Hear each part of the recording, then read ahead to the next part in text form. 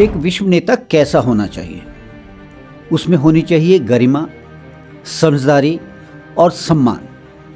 लेकिन क्या होगा जब दुनिया के सबसे ताकतवर कुर्सी पर बैठा व्यक्ति खुले मन से अपने सहयोगी देशों का मजाक उड़ाने लगे?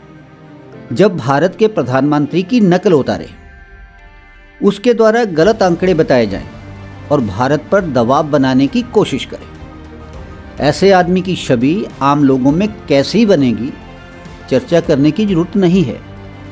तो सवाल उठता है, क्या ये कूटनीति है या दबाव की राजनीति?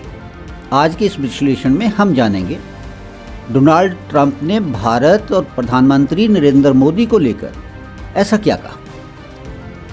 अपाचे हेलीकॉप्टर से लेकर रूसी तेल तक की सच्चाई क्या है? और सबसे अहम सवाल, इतना सब कहे सुने जाने के बाद भी भारत चुप क्यों है और यह चुप्पी दुनिया को क्या संदेश देती? वीडियो को अंत तक देखिए, क्योंकि आखिर में हम समझेंगे कि असली ताकत शोर में होती है या संयम में। नमस्कार साथियों, मैं ओपी वैश्य, रुद्राष्ट्र चैनल पर आपका स्वागत है। डोनाल्ड ट्रंप एक रिपब्लिकन रिट्रीट में बोल रहे थे। मंच तो घरेलू मुद्दों के लिए था, लेकिन ट्रंप अपनी स्क्रिप्ट से हट गए और बात करने लगे भारत के प्रधानमंत्री मोदी और अंतर्राष्ट्रीय व्यापार पर। उन्होंने बड़बोला दावा किया, भारत ने 68 अपाचे हेलीकॉप्टर हमें ऑर्डर किए। प्रधानमंत्री मोदी उनसे मिलने के लिए 5 साल से इंतजार कर रहे थे और भारत रूसी तेल खरीद कम कर रहा है। लेकिन अब आते हैं असली तथ्यों पर। 68 अपाचे नहीं, सिर्फ 28 अपाचे। 22 अपाचे हेलीकॉप्टर का सौदा 2015 में हुआ। बाकी 6 हेलीकॉप्टर का दूसरा सौदा 2020 में हुआ। दूसरे बैच की डिलीवरी 15 महीने देरी से हुई।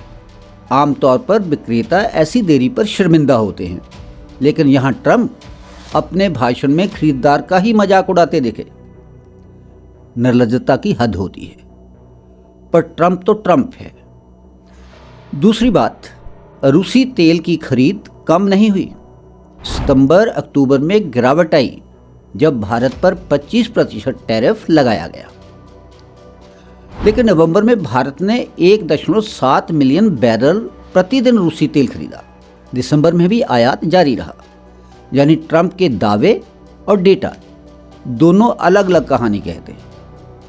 सार्वजनिक दबाव बनाना ट्रंप की पुरानी आजमाई हुई रणनीति है। यह कोई नया तरीका नहीं है। फ्रांस के राष्ट्रपति मैक्रों का भी खुले मन से मजाक उड़ाया। निजी बातचीत को सार्वजनिक करना, सहयोगी देशों को नीचा दिखाकर दबाव बनाना, ट्रंप इसे निगोशिएशन मानते हैं।